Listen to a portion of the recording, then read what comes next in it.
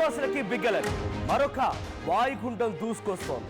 తుఫానుగా మారి ప్రచండ గాళ్లతో భారీ వర్షాలతో ఏపీ తీరాన్ని తాకే అవకాశం ఉంది. బంగాళాఖాతంలో ఒకేసారి రెండు అల్పపీడనాలు ఏర్పడ్డాయి. ఆగ్నేయ బంగాళాఖాతంలో ఇప్పుడు ఏర్పడినటువంటి అల్పపీడనం వాయుగుండంగా మారింది. 24 గంటల్లో మరింతగా బలపడిపోయి అది తుఫానుగా మారే అవకాశం ఉంది. ఇక నైరుతి బంగాళాఖాతంలో మరో అల్పపీడనం ఏర్పడింది. రేపటికి అది వాయుగుండంగా మారే అవకాశం ఉంది. ఈ నెల 29 నుంచి కోస్తా ప్రాంతానికి భారీగా వర్ష సూచన జారీ చేశారు అధికారులు.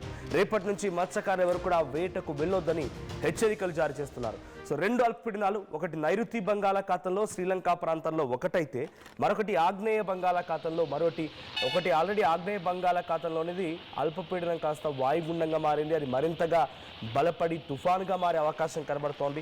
తీరం వైపుగా దూసుకొస్తోంది. మరొకటి నైరుతి బంగాళాఖాతంలో కూడా అల్పపీడనం ఏర్పడింది. ఈ రోజు అది వాయుగుండంగా మారే అవకాశం కనబడుతోంది. సో ఏదేమైనా రెండు అల్పపీడనాలు వరుసగా ఏపీ తీర ప్రాంతం వైపుగా దూసుకొస్తున్నాయి. ఈ నెల 29 నుంచి పలు జిల్లాల్లో భారీ నుంచి అతి భారీ వర్షాలు కురిసే అవకాశం ఉంది.